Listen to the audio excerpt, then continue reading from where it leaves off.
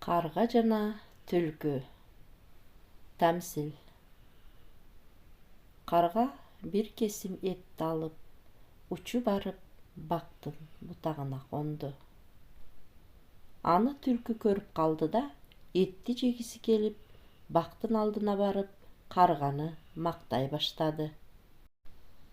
Карга, сен эң эле сулуусуң. Канаттарың тым эле жалтырайт. Канаттуулардын ичинен эң эле акылдуусу да сенсиң.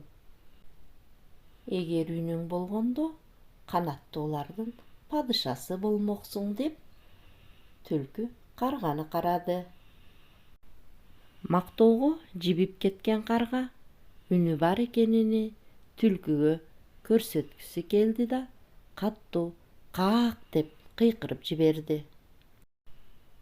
Кыйкырганда эти оозунан түшүп кетти. Түлкү шап илип алып, этти жеп койду. Ой карга, сени акылдуу деп мактап жүрсө, падыша болуу үчүн акылдан башка эч нерсе керек эмес, деп түлкү карганы шылдыңдап, ары басып кеткен экен.